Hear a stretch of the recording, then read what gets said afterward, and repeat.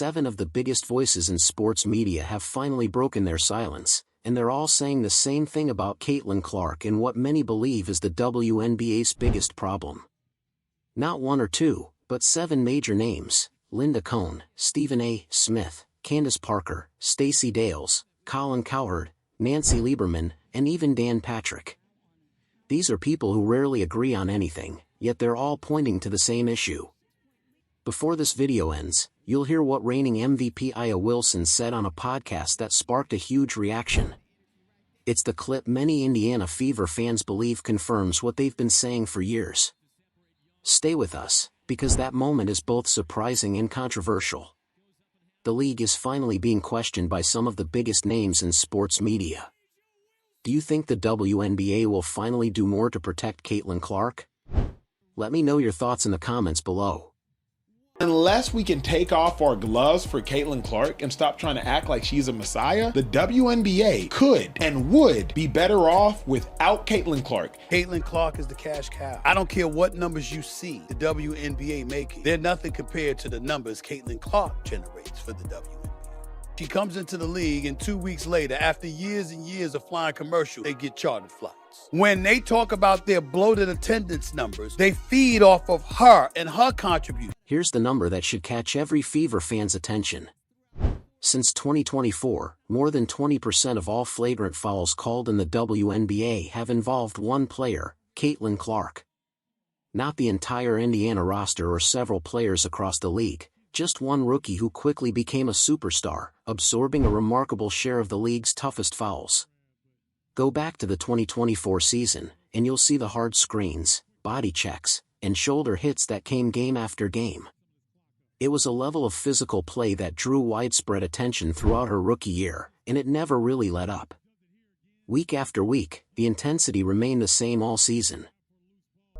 Okay, by now I'm sure you've seen Skylar Diggins assault Caitlin Clark after Indiana blew out Seattle. What I don't get is the Seattle coach here is the one complaining after the game, and Skylar, tears in her eyes, being like, how dare Caitlin embarrass me? How dare they beat us by 30? Then 2025 came around, and instead of slowing down, it got even worse. Now it was the eye contact before the hit, the knees catching her in the middle of a drive, and the no calls that referees kept missing when the whistle should have blown. The physical play didn't disappear. It became more obvious, more frequent, and harder to ignore. Fans watched the same pattern unfold game after game, wondering how so many of those moments went uncalled while Clark continued taking the contact and playing through it. We have heard nothing from the WNBA, absolutely nothing. Brittany Griner elbowing Caitlin Clark in a crazy way and then calling her a trash white girl. And Brittany Griner has not commented, which I find significant. I've watched that video countless times, and it sure looks like Brittany Griner says, white girl. The WNBA should investigate Brittany Griner's seemingly uttering profanities about white girl. Then 2026 arrived, and the pattern reached another level. Alyssa Thomas drove an arm into Clark's throat during a nationally televised game with millions watching. At that point, it no longer felt like just another hard foul to many fans. It looked like the latest moment in a 3-year pattern that had now played out on camera for the entire country to see. I mean, Caitlin to the ground, and ooh, that's a hand to the neck, and then Alyssa Thomas steps over her. See, that's the kind of stuff that can incite some future trouble. Look at what Clark has had to deal with physically: a quad, groin, ankle, back, and throat injury. She missed games in her second and third seasons after never missing one in high school or college. Then, despite ranking among the league leaders in scoring and leading everyone in assists, WNBA players voted her only 11th among guards in the All-Star vote. To many fans, the physical play and the voting don't feel like separate stories but part of the same debate surrounding Clark's place in the league. Linda Cohn isn't known for taking sides. After more than 20 years at SportsCenter, she built a reputation for staying neutral. That's why her decision to publicly defend Clark caught so many people's attention. Ever notice when Caitlin Clark is the victim, she never plays the role of the victim. She spoke up publicly for the first time since Alyssa Thomas came out publicly and said she's been getting death threats to her and her family, and there has been racial slurs thrown at her. What I want to know, Alyssa Thomas, have you reported this to the police? Have you reported this to the FBI? Because they'll get on it and they'll find who's responsible. What she's reacting to isn't a mystery. She's watched Clark take hit after hit while so much of the coverage turns into debates about rivalries and drama instead of the physical play on the court. Cohn's point cuts through all that noise. Turning Clark into a lightning rod for controversy ignores what she's actually doing every night, breaking down defenses, creating shots for her teammates, and playing through constant contact. Cohn's frustration isn't just about the fouls. It's about how the story gets told afterward, with the physical play brushed aside instead of becoming the real headline. She's saying it's time to stop framing this as a personality conflict and start calling it what people are seeing on the court. For a broadcaster who rarely takes sides, her message is simple: stop talking around the issue and start protecting one of the league's biggest stars. The bad officiating in the WNBA has led to most of this minutia. Yeah, most of this controversy. All of these controversies. Be better, officials. Is there an agenda here that I don't know about? Speaking of agendas, congratulations to Caitlin Clark. 3 straight years named and voted an All-Star Game starter. That's the great news. 2nd most votes by the fans for Caitlin Clark. The media, 3rd most votes for Caitlin Clark by members of the media. What she's reacting to isn't a mystery. She's watched Clark take hit after hit while much of the coverage focuses on rivalries and drama instead of the physical play. Cohn says turning Clark into a lightning rod for controversy ignores what she's doing every night, breaking down defenses, creating shots, and playing through constant contact. Her frustration isn't just about the fouls, but how they're brushed aside afterward. For a broadcaster who rarely takes sides, her message is clear: stop talking around the issue and start protecting one of the league's biggest stars. Insulting. That's the word Stacey Dales used about the All-Star vote. Clark is top 5 in scoring and leads the league in assists, yet players ranked her only 11th among guards. Dales refused to treat that gap like a normal basketball decision. You see 11th with Caitlin Clark, and it is insulting. It is preposterous to consider she would be even deemed worthy of, or unworthy of being in a conversation of the 11th best guard in the WNBA. And frankly, to further the discourse, to consider the fact that some believe that she's not even worthy of being in the top 4 or being a starter amongst these all-star players is to me foolishness. She didn't brush it off as just a strange statistic. Dales rejected the idea that Clark's ranking was based on basketball because the numbers simply don't support it. When a player is top 5 in scoring and leads the league in assists, ranking her 11th among guards points to something beyond performance. That's why Dales called the vote insulting, not something that can be reasonably debated. You have to look at the basketball. You have to break down the tape. But it tells me, are you watching the entire game? There's a lot of great players in this league. I could talk to you guys for hours about them. Caitlin Clark is exceptional. She is extraordinary. She is elite. She is incredibly difficult to defend. She plays on extraordinary angles, both with and without the basketball. And she is very unpredictable, I would tell you, defensively. Dales doesn't stop with the ballot. She connects the voting to the missed calls and the officiating pattern of the past 2 seasons. In her view, it's the same resentment showing up through both the ballot and the whistle. Having played the game herself, Dales knows what a vote like this signals around the league. Her message is simple: the voting and the physical play come from the same mindset, and both point to a league that still refuses to admit the problem. And even when she's out there and she's getting all this defensive attention, in her face attention, she still has to use that gather step to create space. Having a look at the upcoming and she still makes those shots. And what's really challenging, I would say to you guys from watching it, is she's hard to blitz, she's hard to double team, she's as good a passer as she is a scorer. And so it makes her a menace to defend, and that's why you see a lot of the contact. That's why, frankly, I mean, egos come into play. Colin Cowherd didn't waste time defending Clark from jealous players. Instead, he went after the people running the league. He's not interested in locker room drama.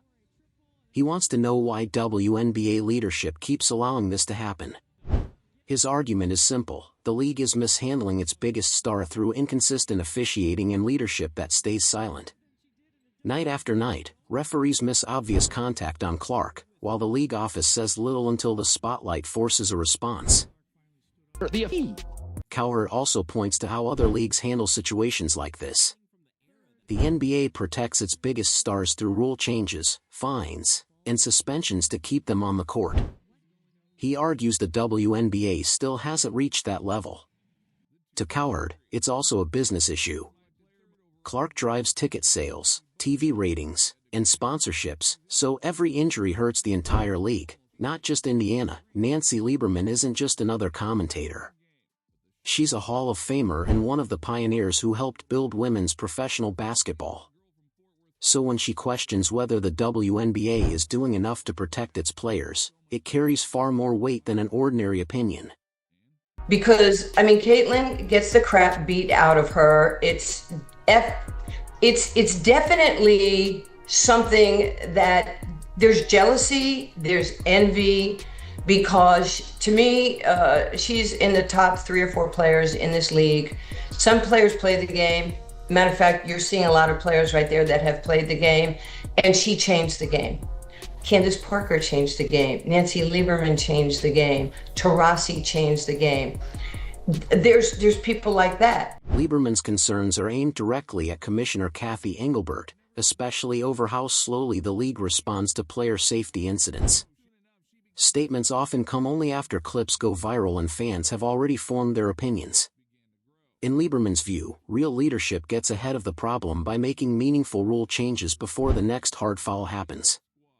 She has made virtually everybody who is under contract now, you will be millionaires if you're not already. And there would be no $2.2 billion in media rights being given to the WNBA.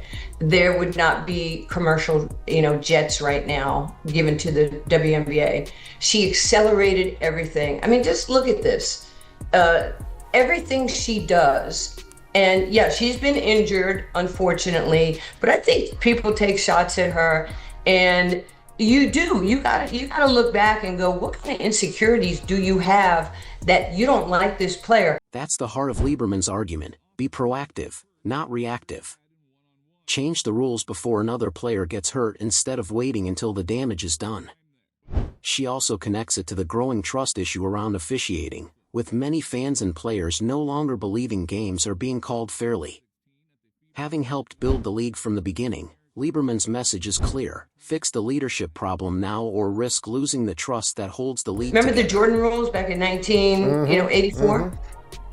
First of all, I don't know if David Stern said anything to, the league or to the union, like, hey, man, we can't hurt this guy. He's playing to, full arenas everywhere he plays, the ratings going up, the collective bargaining, the money's going up because of what Michael Jordan did to this league. Get your feelings out of this. Stephen A. Smith doesn't tiptoe around the issue. As he puts it, Clark is the wave, and the league needs to stop fighting it and start protecting it. His argument comes down to business. TV ratings, sponsorships, and sold-out arenas all benefit from the Clark effect, but that only works if she stays healthy. That's where his frustration begins. He can't understand why the league keeps watching its biggest star take hard hits and treats it like just another game. To him, the business risk is obvious, yet the league still isn't acting. Unless we can take off our gloves for Caitlin Clark and stop trying to act like she's a messiah, the WNBA could and would be better off without Caitlin Clark. Caitlin Clark is the cash cow. I don't care what numbers you see the WNBA making. They're nothing compared to the numbers Caitlin Clark generates for the WNBA. She comes into the league, and 2 weeks later, after years and years of flying commercials, they get chartered flights. When they talk about their bloated attendance numbers, they feed off of her and her contribution. Look at what happens when Clark isn't on the court. TV ratings drop, attendance falls, and sponsors start asking tougher questions. Stephen A. keeps coming back to the same point. Clark's value to the league is far greater than the protection she receives. That's the real issue. Throughout his career, he's criticized organizations that fail to protect their biggest stars, and he believes this is no different. His message is simple: protect the golden goose, or don't be surprised when the golden eggs disappear too. Caitlin Clark did not build the WNBA. The WNBA was built on the backs of many people who came before Caitlin Clark, most of them being sisters. The Cynthia Coopers, the Cheryl Swoops of the world, the Lisa Leslies of the world, the Maya Moores of the world, Diana Taurasi, Sue Bird, Brianna Stewart. I certainly ain't forget about Sabrina Ionescu, but you got a lot of sisters that have balled in the WNBA for years that made the WNBA what it was. Asia Wilson, 3-time champion. But the money, the bag, the rating, the collective bargaining agreement, all of that came after Caitlin Clark arrived. Here's the twist almost nobody expected. Instead of criticizing the league or the referees, Candace Parker turned her attention to the players themselves.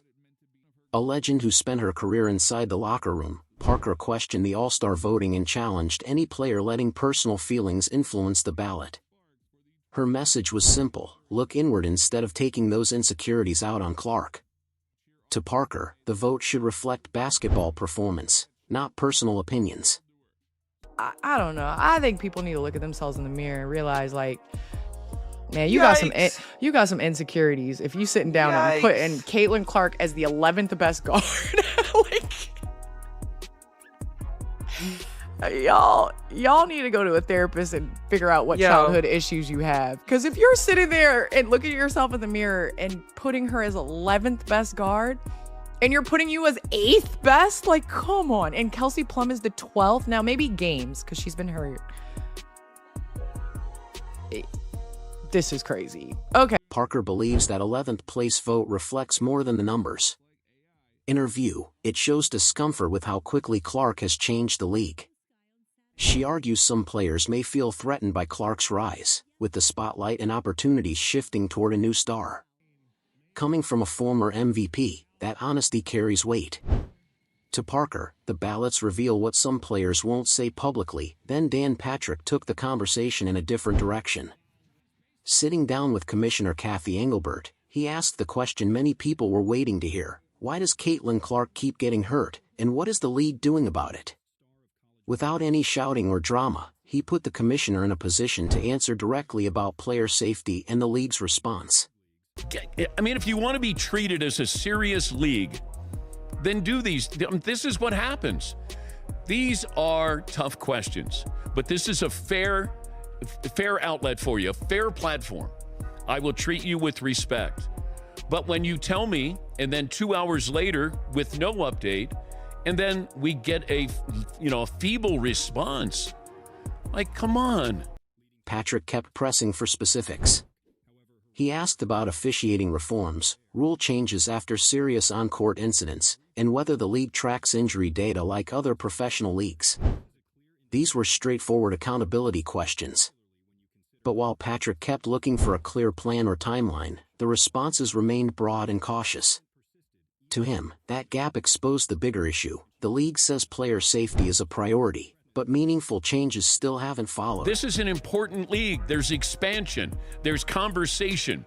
It's been agendaized. Everybody has something to say about it. Now you have a chance to answer these questions. Are they uncomfortable? Yes.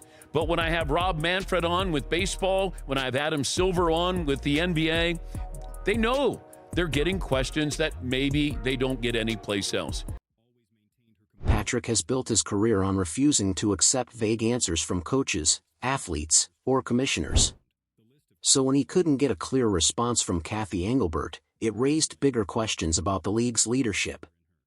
In the narrator's view, the interview became the strongest sign yet that no one at the top has clearly explained why Clark keeps ending up injured. That set the stage for comments from reigning MVP Aya Wilson during a podcast interview. In a relaxed conversation, away from the pressure of a press conference, Wilson spoke naturally rather than from a prepared statement. That's why her remarks drew so much attention from fans. Question: the mix-up between Angel and Caitlin Clark during the Final Four, it happens all the time in the men's game. Right. It happens still a lot in your guys' game, but it was made such a big deal on that stage. What was your guys' take as pros? I was laughing. Every day. Honestly. It's a part of the Shit game. happen Every day, B. I was like, if we're overreacting at this, good lord. Crazy. Where's our game We going? say worse things to white boys playing basketball when we play. 100%. Particularly you. Wilson talks about how players discuss Clark away from interviews and official statements, in locker rooms and group chats the public never sees. She also speaks about officiating and how the issue of targeting is viewed among players. Unlike the commentators, Wilson wasn't offering an outside opinion. According to the narration, she was describing conversations that happened behind closed doors among the players themselves. No, don't do that. Don't do that. Don't do that. Don't do that, particularly me. All NBA players go harder on white boys on the court. That's just how it's always. like even Larry Bird. Unwritten Larry rules. Bird got guarded by a white guy. He was like, y'all don't have any brothers? Yeah. That's what Larry Bird said. He felt disrespected. Yeah, he felt disrespected. I feel like that's like the unwritten Hooper rule. So no, I was laughing. I was like, it's never that deep. It's never that deep. But I guess. She explains that players talk about Caitlin Clark very differently away from interviews and official statements. In private locker rooms and group chats, conversations about the officiating and the way Clark is targeted happen openly. That's what separates Wilson's comments from everything the commentators had said. They were sharing outside opinions, while Wilson was describing what she says is discussed inside locker rooms, where those conversations actually happen. Suddenly, every piece seems to fit together. The flagrant fouls, the 11th place vote, and the silence from Commissioner Kathy Engelbert's office all appear to line up with comments from a current player. The clip spread quickly, and for many fans, the discussion about Clark being targeted became a major talking point. Looking at it all together, the flagrant fouls, the All-Star vote, several national media voices speaking out, and an MVP discussing these topics have only added to the debate. To many observers, it no longer feels like a coincidence. The proposed solution is simple: stronger officiating, greater accountability from the league, and better protection for its biggest stars. Do you think the WNBA will start protecting Caitlin Clark? Let me know in the comments below. Don't forget to like, subscribe, and turn on notifications for more updates. Thanks for watching, and I'll see you in the next video.